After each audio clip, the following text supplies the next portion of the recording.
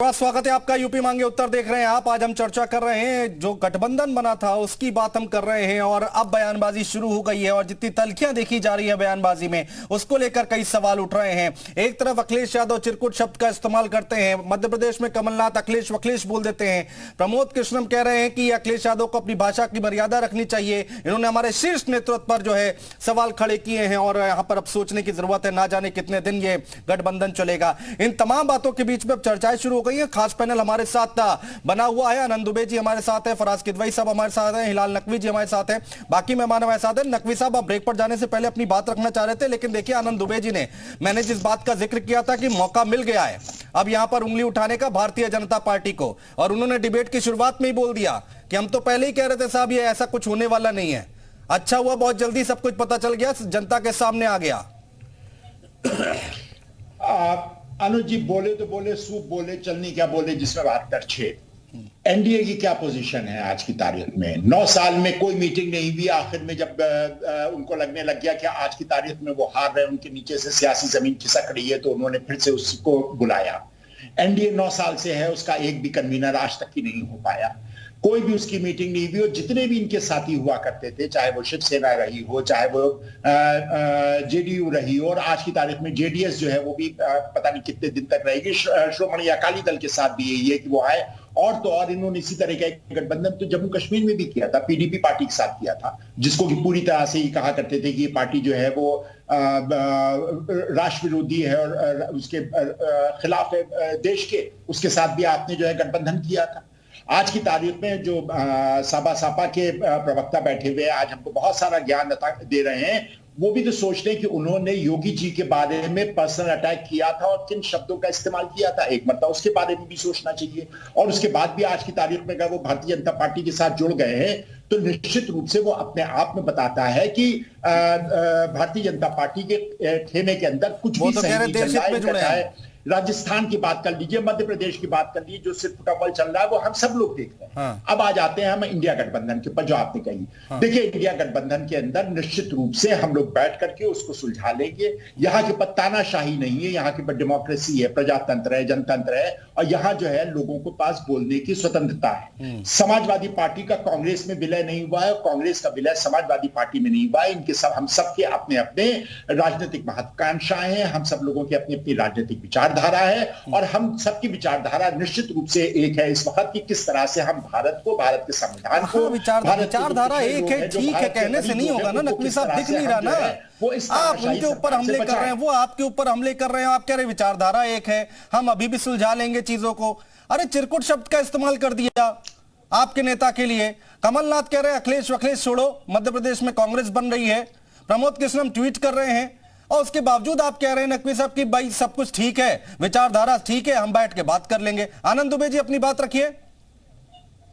देखिए सबसे बड़ी बात है कि सब कुछ सामने आ गया, लेकिन उसके बावजूद कह रहे हैं कि नहीं नहीं हमारी विचारधारा एक है। वो इनको गरिया रहा है, वो इनको गरिया रहा है। उनको कह रहे अभी अभी अभी अभी कांग्रेस की तरफ से बयान आया कि जो अपने पिता का सम्मान नहीं किया वो दूसरों का क्या करेगा। और ये कह रहे हमारी विचारधारा जो एक है। भैया अगर विचारधारा एक है और यही ठीक है तो फिर तो जनता सब देख रही है। नहीं सब देख तो रही है, लेकिन ये आपके लिए कंफर्टेबल पोजीशन हो गई ना। अगर ये सब एक साथ आते और उत्तर प्रदेश की अगर हम खासकर बात करें, सबसे बड़ा सूबा है, चुनौती तो मिलती है आपको। नहीं आप ये बताइए, अच्छा आप ये बताइए, क्या ये 17 में एक नहीं हुए थे? कांग्रेस और समाजवादी पार्टी चुनाव लड़ी थी या नहीं जी? यूपी के 2 लाखों का नारा लगा था कि नहीं जी? 19 में बसपा, सपा और जयंत चौधरी की पार्टी चुनाव लड़ी थी या नहीं लड़ी थी जी? क्या हालत हुई? ऐसा थोड़ी ना कि यह प्रयोग और संयोग जो है उत्तर प्रदेश में पहली बार हो रहा है। अच्छा एक चीज बड़ी हास्यास्पद नजर आती है, कांग्रेस पार्टी कहती है अजी हमने घोसी में समर्थन दे दिया इसलिए जीत गए। अरे 2018 वोट मिले थे इनको घोसी में 2022 के चुनाव में, और ये कहते हैं हमने सपा को समर्थन देके जिता दिया। मतलब अजब अजब बात करते हैं, अजब अजब तरीके के मतलब बातें हो रही है। लेकिन जनता ये स्पष्ट रूप से देख रही है कि जो लोग कल तक बड़ी बड़ी बातें करते थे, संविधान बचाने की बात करते थे। हाँ। आज वो बोलिए नकवी साहब, बोलिए, रखिए अपनी बात, काउंटर कर लीजिए जल्दी से। एक दूसरे को कोस रहे हैं। ठीक है, और कर एक लीजिए लाइन बस काउंटर। इतना कहूंगा कि तुम्हारे पाँव के नीचे कोई जमीन नहीं है। खाली 2 लोगों की आपकी पार्टी थी, सिर्फ 2 लोगों की, और आज आपकी सरकार बनी है। इसलिए आप इस बात को ना कहिए कि कौन पार्टी जो है वो कहां पे हो, जनता किसको कहां से कहां पहुंचा दे। कम से कम भारतीय जनता पार्टी को तो इस बात को बहुत अच्छे से जानना चाहिए कि आप 2 से शुरू हुए थे और आज आप कहां पर पहुंच गए हैं। एक बात। दूसरी बात यह है कि सिर्फ टंबल तो आपका और सापा के साथ भी खूब अच्छी तरह से हुआ है, आपका और जेडीयू का भी खूब अच्छे से सिर्फ टंबल हुआ था, उसके बाद फिर एक हो गए थे। आपके नेता को, शीर्ष नेता को मंच से उतार दिया था जेडीयू ने, उसके बाद भी आप उनके साथ हो गए थे, उनके साथ आप खड़े हो गए थे। आपको वो भी तो याद होगा ना, जेडीयू ने जो है मंच से उतार दिया था आपके जो शीर्ष नेता है उनको। तो बातें जो है वो इस तरह की आप कीजिए जिसके अंदर आप जो है वो दूध के धुले हुए हो। आप क्या जो हुआ वो तो कहीं नहीं हुआ है। वो अजीत पवार जिनको लेकर के आप जो है वो लगातार अरे हमने तो उदाहरण की बात करते हैं, आज आप उनके साथ तो उदाहरण पेश किया कि जेडीयू की सीटें हमसे कम आई, फिर भी हमने उनको मुख्यमंत्री बनाया। महाराष्ट्र में बाला साहब के नेतृत्व में हमने समर्थन देके वहां सरकार बनाई। हमने सत्ता के लिए कभी किसी अपने सहयोगी दल को नहीं छोड़ा। उनको छोड़ना ये बात और आपसे पूछ लीजिए, आपने ये बात जेडीयू से पूछ लीजिए, ये बात जेडीयू से पूछ लीजिए, ये बात श्रोमणी अकाली दल से पूछ लीजिए, सब आपको बता देंगे आपने क्या किया उनके साथ। आपकी कांग्रेस से नहीं चली, आपकी सपा बसपा से नहीं चली, आपकी किसी के साथ नहीं चलती है। ठीक है, आपकी किदवाई साहब कुछ कहना चाह रहे हैं, समाजवादी पार्टी के प्रवक्ता है, बोलिए किदवाई साहब। ठीक है सर, हो गया। अनुज जी, नकवी साहब एक सेकंड। अनुज जी देखिए, भारतीय जनता पार्टी में एक क्या प्रॉब्लम है कि भारतीय जनता पार्टी जो है वो गठबंधन के ऊपर जब बात करती है और गठबंधन धर्म के ऊपर बात करती है तो बड़ा हास्यास्पद लगता है, क्योंकि ये लोग अब इनके साथ जो गठबंधन में आते हैं, एक इनके वो हैं जो अपने आप को बोलते हैं कि मैं हनुमान जी हूं, उनका नाम है चिराग पासवान। उनके पिताजी की पार्टी को 2 टुकड़ों में कर दिया और चाचा भतीजों को लड़ा दिया, ये गठबंधन धर्म निभाते हैं। शरद पवार जी की पार्टी को तोड़ दिया, ये गठबंधन धर्म निभाते हैं। अब सुनते रहिए, अब सुनते रहिए भाई साहब। और अगर नीतीश कुमार जी इनसे अलग ना हुए होते तो आज हम लोगों को जेडीयू में भी 2 फाव नजर आ रहे होते। आप देखिएगा ये कर्नाटका में इन्होंने जेडीएस से गठबंधन किया, उसको भी तोड़ देंगे।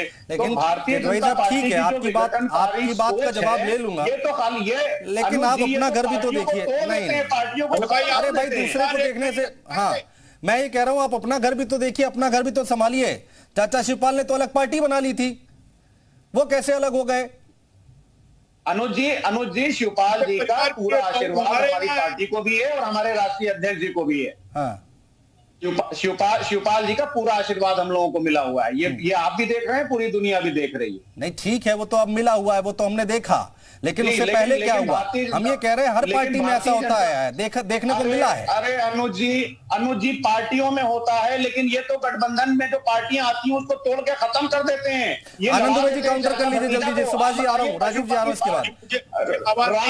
पासवान जी की मृत्यु के बाद उनको इन्होंने ये श्रद्धांजलि दी कि पशुपति पारस और चिराग पासवान को आपस में लड़ा दिया, ये श्रद्धांजलि दी इन्होंने रामविलास। ठीक है दुबे जी जल्दी से, जो इनके सबसे आवाज नहीं मिल रही अपराध की दुबई की, मुझे आवाज नहीं मिल रही है, वो क्या बोल रहे हैं मुझे सुनाई नहीं दे रहा है। हाँ। आनंद दुबे जी वो कह रहे हैं कि आपने जितने गठबंधन हुए थे पार्टियों में फूट पड़वा दी। अरे भाई हमने तो कहा ना, हमने उदाहरण दिया कि हमने जेडीयू को कम सीटें आने के बावजूद भी मुख्यमंत्री बनाया। इन्होंने उदाहरण दिया और रामविलास पासवान जी को ये श्रद्धांजलि दी कि उनके पुत्र और उनके भाई को आपस में लड़ा करके उनकी पार्टी को तोड़ के खत्म कर दिया। अनुज जी ये इन्होंने श्रद्धांजलि दी रामविलास पासवान जी को। आप अपमानित करने का काम करते हैं, पहले उनसे समर्थन लेते हैं, फिर उन पर जानलेवा हमला करते हैं। आपने चाचा जी को धक्के मार के घर से बाहर निकाल दिया। और वो कह रहे हैं, अरे दुबे जी वो कह रहे हैं आशीर्वाद मिला हुआ है शिवपाल जी का, अखिलेश जी को भी मिला हुआ है, पूरी पार्टी को मिला हुआ है शिवपाल जी का आशीर्वाद। अरे भाई वो तो कब मिला?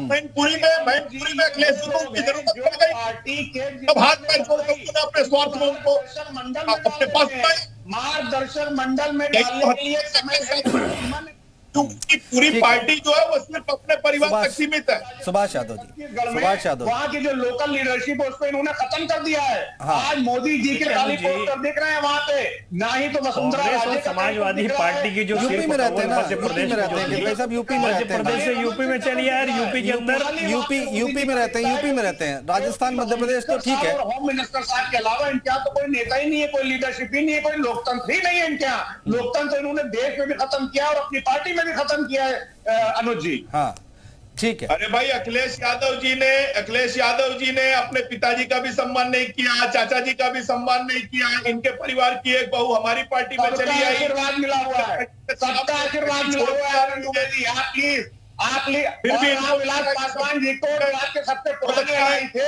उनको आपने श्रद्धांजलि दी कि उनके पुत्र को और उनके भाई को पशुपति पारस जी को लड़ा दिया आपस में, और लड़ाने के बाद घर में ही फूट कर दी, और आज दोनों बेचारे मजबूर हैं कि कोई कहता है, चलिए ठीक है।